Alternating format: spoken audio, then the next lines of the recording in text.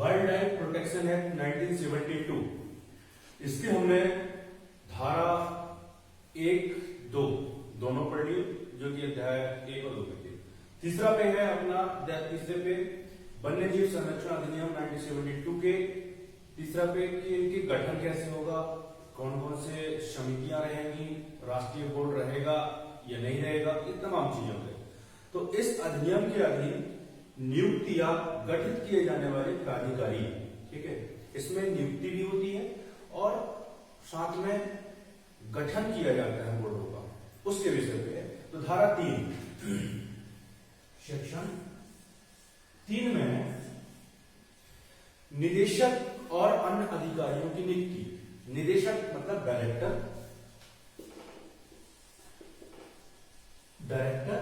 और अन्य कर्मचारी एम्प्लॉयज, ठीक है, इनकी नियुक्ति कौन करेगा? सबसे पहले हम वन्य जीव संरक्षण अधिनियम 1972 में जो डायरेक्टर होता है वो प्रधान होता है। डायरेक्टर पूरे भारत में एक ही होगा। इसके साथ साथ अन्य कर्मचारी गण रहेंगे। अब जब बात करते हैं तो निदेशक जब पूरे भारत का होगा तो गठन उसकी नियुक्ति कौन करेगा, प्रश्न उठता है।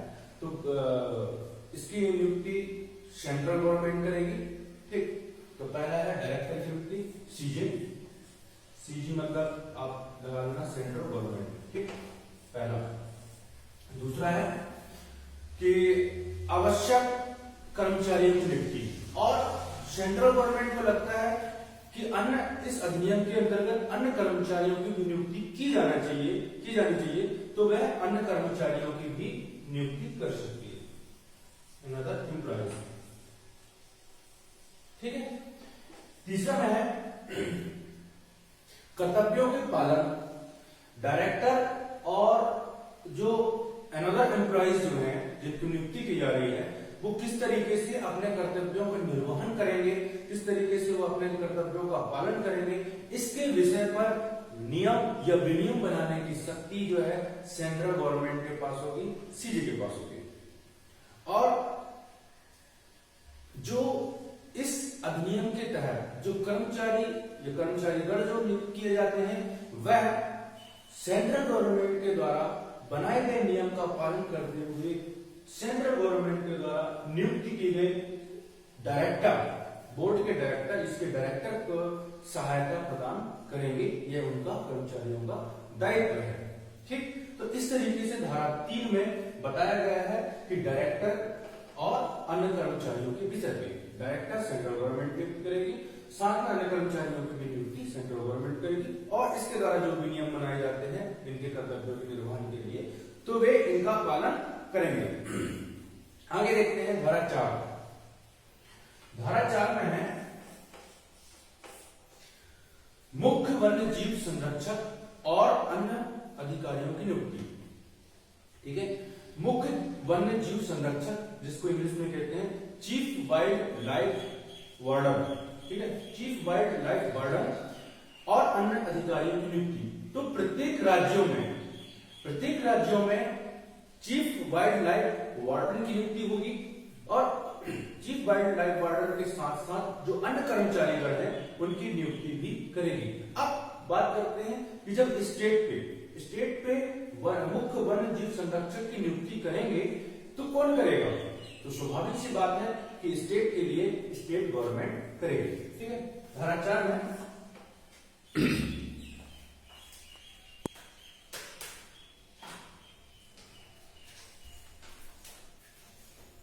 स्टेट गवर्नमेंट, ठीक,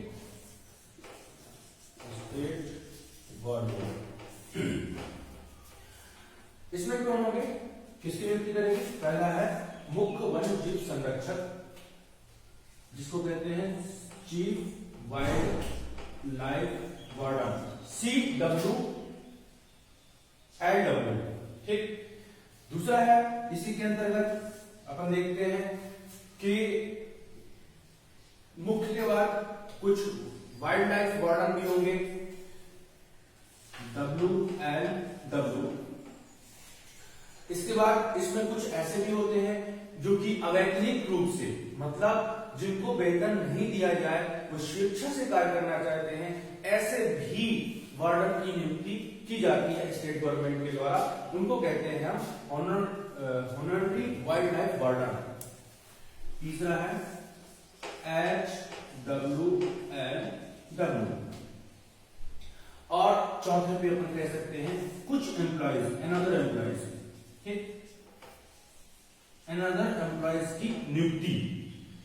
इस प्रकार से स्टेट गवर्नमेंट जो है इनकी नियुक्ति करती है CWLW, chief wild life warden, इसके अंतर्गत वाइल्ड लाइफ वार्डन, इसके बाद फिर ऑनररी वाइल्ड लाइफ वार्डन जो कि ये रहते हैं इसका अवैतनिक, मुख्य रूप से अवैतनिक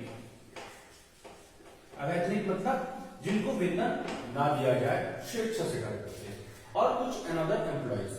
अब बात आती है कि ये किसके अंतर्गत काम करेंगे, फिर तीनों, चौथा, तीसरा, दूसरा, wild life warden, WLW, HWLW और अनदर एम्प्लॉइज, ये तीनों किसके अंतर्गत काम करेंगे, ये काम करेंगे चीफ वाइल्ड लाइफ वार्डन, जो स्टेट में एक होगा, इसके अंतर्गत ये तीनों काम करेंगे। तो हम इसको ऐसा कर सकते हैं, एरो बना दिए ये, ठीक। अब ये तो इसके अंतर्गत काम कर रहे हैं तीनों लोग। अब कोई नियम, कोई कर्तव्य का पालन हो, कोई विनियम हो, यदि स्टेट गवर्नमेंट कुछ बनाती है तो उसका पालन कौन करेगा। तो इस सबके लिए स्टेट गवर्नमेंट कोई नियम विनियम बनाते हैं, नियम विनियम, तो ये बनाए हुए नियम विनियम को ये चारों जो है काम करेंगे, ठीक है। इसको ऐसे कर सकते हैं स्टेट गवर्नमेंट SG। जैसे हमने 3 में पढ़ा कि सेंट्रल गवर्नमेंट यदि कोई नियम विनियम बनाती है तो वह डायरेक्टर फॉलो करेगा और डायरेक्टर के अनुसार उसके एम्प्लॉइज काम करेंगे। वैसे यहाँ स्टेट गवर्नमेंट करती है तो CWL, ये इसके अंतर्गत ये तीनों रहेंगे। साथ में इन चारों के लिए जो स्टेट गवर्नमेंट कोई कर्तव्य या फिर दायित्व निर्वहन के लिए कोई नियम विनियम बनाती है तो ये चारों लोग फॉलो करेंगे। अब आप आगे आते हैं धारा 5। धारा 5 में है शक्ति का प्रत्यायोजित करना या प्रत्योजन की शक्ति। धारा 5 पे मतलब प्रत्योजन की शक्ति कैसे, इसको मैं थोड़ा सा बता देता हूं। डेलीगेशन, पावर ऑफ डेलीगेशन कहते हैं इसको, पावर ऑफ डेलीगेशन। मतलब होता है इसका कि कुछ ऐसी शक्तियां, कुछ ऐसे अंतर्निहित शक्तियां अधिकारी या उनके वर्ग पर वह अपनी शक्ति को किसी अन्य व्यक्ति के, समकक्ष व्यक्ति के या उसके अधीनस्थ व्यक्ति को अपनी शक्तियों को प्रत्यायोजित कर देते हैं और ऐसा माना जाता है कि वह स्वयं काम कर रहा है, ऐसा वो अन्य व्यक्ति काम करता है। इसको कहते हैं डेलीगेशन ऑफ पावर, शक्ति का प्रत्यायोजित करना। तो इस अधिनियम के अंतर्गत वाइल्ड लाइफ प्रोटेक्शन एक्ट 1972 के अंतर्गत धारा 5 में प्रत्यायोजन की शक्ति के विषय पे दिया गया है। तो इस पे पहला है डायरेक्टर। क्या डायरेक्टर, क्या निदेशक अपनी शक्ति का प्रत्यायोजित कर सकता है? तो स्वाभाविक सी बात है, सिंपल सी बात है, हाँ कर सकता है। लेकिन किस हिसाब से? वह सेंट्रल गवर्नमेंट के द्वारा बनाए गए नियम विनियम और लिखित अधिसूचना देने के बाद, लिखित अधिसूचना प्रकाशित होने के बाद वह अपनी शक्ति को प्रत्यायोजित कर सकता है। ठीक, किसी व्यक्ति को प्रत्यायोजित कर सकता है, किसी संस्था को प्रत्यायोजित कर सकता है और वह वैसे ही काम करेंगे जैसे ऐसा माना जाएगा कि डायरेक्टर काम कर रहा है। वैसे ही सेम है CWL, chief wild life warden, मुख्य वन जीव संरक्षक। मुख्य वन समीक्षक भी स्टेट पे होते हैं और ये अपने शक्ति का प्रत्यायोजित कर सकते हैं। जैसे कर सकते हैं, शक्ति और कर्तव्यों को प्रत्यायोजित कर सकते हैं, जैसे कि राज्य सरकार उनको लिखित अनुमति के बाद, राज्य सरकार की लिखित अनुमति के बाद वह एक अधिसूचना जारी करने के बाद फिर उसको प्रत्यायोजित कर सकते हैं। अब इसी के अंतर्गत है तीसरा, धारा 5 में ही, कि क्या जब डायरेक्टर और CWLW अपने शक्तियों को प्रत्यायोजित करते हैं तो क्या माना जाएगा? तो इस पे यह माना जाता है कि ऐसा माना जाएगा कि इस अधिनियम में उसको उल्लेख किया गया है, माना कि इस अधिनियम में उल्लेख तो नहीं किया गया प्रत्योजन का कि किस हिसाब से करेगा, लेकिन जैसे ही वो अपने शक्ति का प्रत्योजित कर देते हैं तो यह माना जाएगा कि हाँ इस अधिनियम के अंतर्गत उनको प्रत्योजित की गई है शक्तियां। क्लियर? आगे देखते हैं धारा 5 का में है केंद्र सरकार सेंट्रल गवर्नमेंट वन्य जीव संरक्षण संशोधन अधिनियम 2002 के प्रारंभ से 3 मास के भीतर राष्ट्रीय वन्य जीव बोर्ड का गठन करेगी। अब यहां आते हैं बोर्ड, ठीक है, राष्ट्रीय बोर्ड का गठन होगा, इसके बाद अगले पड़ाव में जब देखेंगे तो राज्य बोर्ड का गठन होगा, इस प्रकार बोर्डों का गठन हो गया। तो केंद्र सरकार क्या करेगी? केंद्र सरकार जो अपने इसमें वन्य जीव संरक्षण अधिनियम 1972 में संशोधन हुआ वह 2002 में हुआ। संशोधन के बाद यह लाया गया कि एक राष्ट्रीय वन्य जीव बोर्ड होना चाहिए, ठीक है। अब इस बोर्ड तो हो गया, इस बोर्ड पे कौन कौन रहेंगे, कौन पदाधिकारी रहेगा, इसके पदे अधिकारी कौन रहेगा, ये सब विषय पे हम अब भी बताते हैं। तो राष्ट्रीय वन्य जीव बोर्ड इसको कहते हैं नेशनल वाइल्ड लाइफ बोर्ड, ठीक है। शॉर्ट में अपन इसको आगे देखेंगे तो किस नाम से जानेंगे अपन इसको, national wild life board NWLB। ये थोड़ा सा ट्रिक्स है, इसको थोड़ा सा कर लेंगे तो हमेशा याद रहेगा। CWLW, WLW, SWLW, ऐसा NWLB national wild life board, ठीक। आगे इस पे कौन कौन रहेगा तो मैं बताता हूं।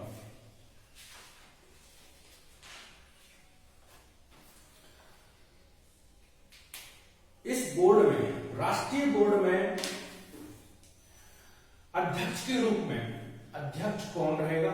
तो अध्यक्ष रहेंगे हमारे प्रधानमंत्री जी, जो भी हैं, जो वर्तमान में प्रधानमंत्री रहेंगे वही इस बोर्ड के अध्यक्ष माने जाएंगे। किसका बोर्ड? किसका? नेशनल वाइल्ड लाइफ बोर्ड, ठीक। दूसरा है उपाध्यक्ष के रूप में वन और वन्य जीव का भारसाधक मंत्री, ठीक। वन और वन्य जीव का भारसाधक मंत्री इसके उपाध्यक्ष रहेंगे। अध्यक्ष रहेंगे प्रधानमंत्री जी, उपाध्यक्ष रहेंगे वन और वन्य जीव के भारसाधक मंत्री। तीसरा में है संसद के 3 सदस्य होंगे, ठीक है। संसद के 3 सदस्य जिसमें से 2 लोकसभा के होंगे तथा 1 राज्यसभा से, मतलब समझ गए, संसद के 3 टोटल रहेंगे, जिसमें से 2 लोकसभा से रहेंगे, 1 राज्यसभा से रहेंगे, जिनको हम कहते हैं सांसद, मेंबर ऑफ पार्लियामेंट, ठीक, वो रहेंगे। तो टोटल 3। इसके बाद फिर आता है कि सदस्य के रूप में योजना आयोग में वन और वन्य जीव का भारसाधक सदस्य रहेंगे योजना आयोग के। आगे देखते हैं गैर सरकारी संगठनों से भी रहेंगे, जिसको कहते हैं हम एनजीओ। इस बोर्ड में केंद्र सरकार को लगता है कि किसी एनजीओ से भी लोगों को रखना है तो गैर सरकारी संगठनों का प्रतिनिधित्व करने वाले 5 व्यक्ति को रखा जाएगा। एक अच्छी बात है कि एनजीओ की प्राथमिकता यहां से बढ़ जाती है, ठीक है। कहां से? एनजीओ इसको कहते हैं फुल फॉर्म है नॉन गवर्नमेंटल ऑर्गेनाइजेशन, गैर सरकारी संगठन। गैर सरकारी संगठनों से भी इस बोर्ड में केंद्र सरकार 5 सदस्यों को रख सकती है। तो आप काउंट कर देगा ना, एक पीएम साहब हो गए, एक उपाध्यक्ष हो गए, 3 सांसद, 3 एक भारसाधक मंत्री, ठीक है, योजना आयोग का, इसके बाद 3 सांसद, 5 सदस्य इसके हो गए एनजीओ के। टोटल हम बता देंगे कितने सदस्य होते हैं। आगे देखते हैं केंद्र सरकार कौन कौन को नियुक्त करेगी। ये तो हो गए केंद्र सरकार सुविख्यात संरक्षण विज्ञानी, परिस्थितिकीय विज्ञानी और पर्यावरण विज्ञानियों, 3, ठीक है। यहां पे 3 और हैं, सुविख्यात संरक्षण विज्ञानी, परिस्थितिकीय विज्ञानी और पर्यावरण विज्ञानियों के नाम निर्देशन भी करेगी। आगे है सचिव। किसका? इसमें सचिव को भी रखा जाएगा जो कि वन और वन्यजीव से संबंधित भारत सरकार में केंद्रीय सरकार के मंत्रालय का भारसाधक सचिव भी रहेगा। थल सेना का अध्यक्ष, ठीक। आगे है भारत सरकार के रक्षा मंत्रालय का भारसाधक सचिव, मतलब थल सेना का अध्यक्ष भी और रक्षा मंत्रालय का भारसाधक सचिव। भारत सरकार के सूचना और प्रसारण मंत्रालय का भारसाधक सचिव, ये भी रहेंगे। भारत सरकार के वित्त मंत्रालय के व्यय विभाग का भारसाधक सचिव। भारत सरकार के जनजाति कल्याण मंत्रालय का भी सचिव। वन और वन्यजीव से संबंधित केंद्रीय सरकार के मंत्रालय या विभाग का वन महानिदेशक, ठीक है, डायरेक्टर। पर्यावरण महानिदेशक भारत सरकार।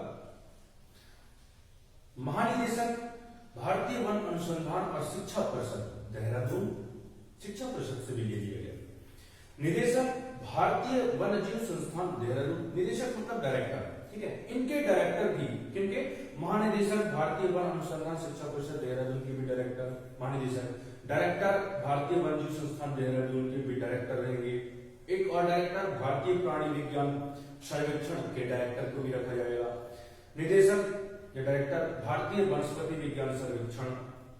फिर एक और डायरेक्टर भारतीय पशु चिकित्सा अनुसंधान संस्थान के भी, और सचिव केंद्रीय चिड़ियाघर प्राधिकरण के। डायरेक्टर और रहेंगे राष्ट्रीय महासागर विज्ञान संस्थान के भी डायरेक्टर को रखा जाएगा।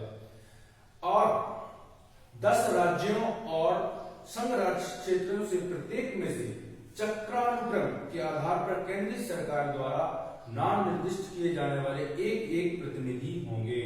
मतलब 10 राज्यों और संघ राज्य क्षेत्रों से प्रत्येक से चक्रानुक्रम मतलब बदलते हुए एक एक प्रतिनिधि रखा जाएगा।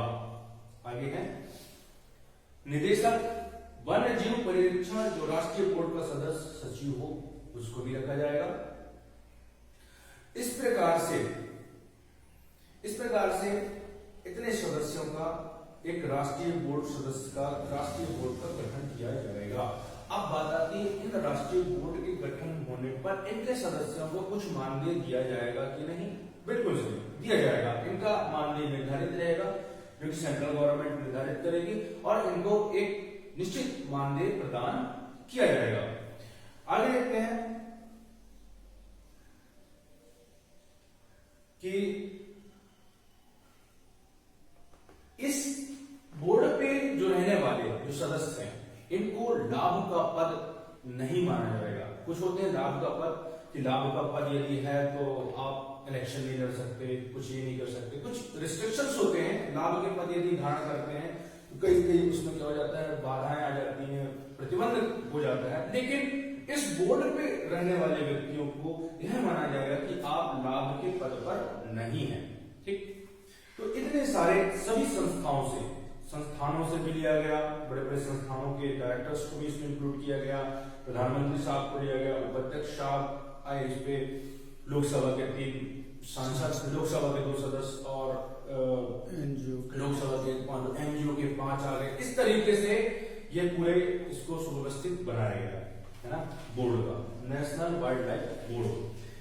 आगे देखते हैं 5 धारा 5 में है राष्ट्रीय बोर्ड की स्थायी समिति। अब इसमें एक स्थायी समिति भी रहेगी 5 में, धारा 5 में, ठीक। तो राष्ट्रीय बोर्ड अपने विवेक अनुसार राष्ट्रीय बोर्ड को यदि लगता है अब इस बोर्ड के अंतर्गत एक स्थायी समिति होगी, ठीक है। इस बोर्ड का गठन हो गया। बोर्ड का गठन होने के बाद इसको लगता है कि नहीं, हाँ हमें एक स्थायी समिति का बनाना चाहिए, तो ये है राष्ट्रीय बोर्ड जो है एक समिति का गठन करेगी, ठीक, एक स्थायी समिति का गठन करेगी। दूसरा है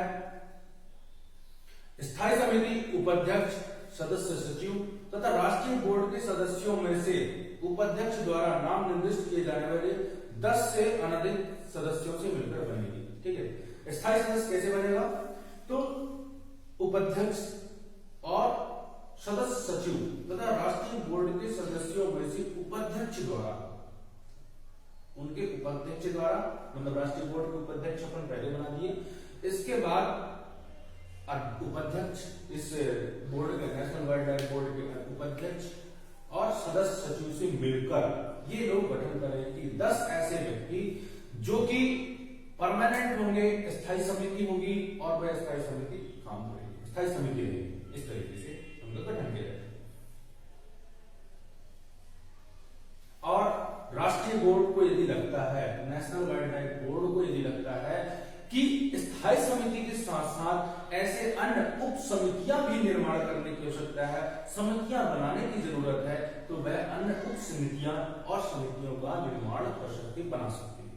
ठीक है, तो इस प्रकार से हमने देखा कि डायरेक्टर की नियुक्ति, फिर CWW से, उनके स्टेट्स से पूरा बोर्ड का गठन, मतलब समितियों का निर्माण, इनके स्थायी समिति का निर्माण। अब इनके कर्तव्य क्या होंगे, कैसे ये काम करेंगे, किस विषय पे काम करेंगे। विषय तो निर्धारित है कि वाइल्ड लाइफ प्रोटेक्शन है, मतलब वाइल्ड लाइफ जो है उसको प्रोटेक्ट करने के लिए इस बोर्ड का गठन किया गया है और इसके हिसाब से वो काम करेंगे। लेकिन काम करने का तरीका कैसा होगा यह भी निर्धारित किया गया है, कि जो कि धारा 5 के गा, या कहेंगे 5C में बताया गया है। तो इस प्रकार से हम कर्तव्य कल पढ़ेंगे, क्योंकि बहुत विस्तार पूर्वक है।